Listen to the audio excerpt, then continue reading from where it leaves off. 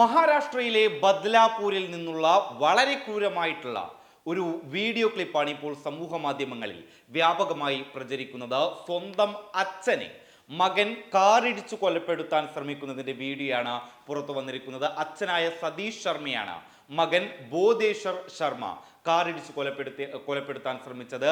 അങ്ങേയറ്റം ക്രൂരത നിറഞ്ഞ ഒരു സംഭവമായിരുന്നു ഇത്. ഇതിന്റെ വീഡിയോ ഈ വിശദീകരണം നൽകിയതിനു ശേഷം നിങ്ങൾക്ക് ഈ വീഡിയോയുടെ അവസാനത്തിൽ കാണാൻ സാധിക്കും. ഈ വീഡിയോയിൽ നമുക്ക് കാണാൻ സാധിക്കും അച്ഛൻ സഞ്ചരിച്ചിരുന്ന കാറിലേക്ക് മകൻ ബോധേശ്വർ ശർമ്മയുടെ SUV കാർ വന്ന് ഇടിക്കുന്നു.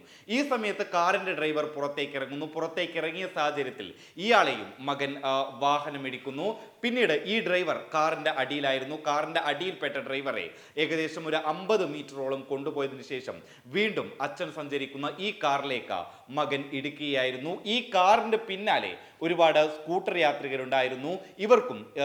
ഇവരും ഈ ഇടിയുടെ ആഘാതത്തിൽ റോഡിലേക്ക് വീഴുന്നതിന്റെ ദൃശ്യങ്ങളടക്കം ഈ വീഡിയോയിൽ കാണാൻ സാധിക്കുന്നുണ്ട്. ഏതായാലും സംഭവത്തിൽ 5 പേർക്ക് പരിക്കേറ്റിട്ടുണ്ട്. അച്ഛൻ സതീഷ് ശർമ്മയ്ക്ക് വലിയ പരിക്കുകളൊന്നും ഏറ്റിട്ടില്ല. ചെറിയ രീതിയിലുള്ള പരിക്കുകൾ മാത്രമാണ് അദ്ദേഹത്തിനുണ്ടായത്. മകനും മരുമകളും തമ്മിലുള്ള പ്രശ്നം പരിഹരിക്കാൻ വേണ്ടി മുംബൈയിലെത്തിയപ്പോഴായിരുന്നു മകന്റെ ഭാഗത്ത് നിന്ന് ഇത്തരത്തിലൊരു ക്രൂര പ്രവർത്തനം ഉണ്ടായത്. ഏതായാലും സംഭവത്തിൽ മകനെതിരെ പോലീസ് അന്വേഷണം ആരംഭിച്ചിട്ടുണ്ട്. ആ വീഡിയോ കാണാം. News desk public Kerala.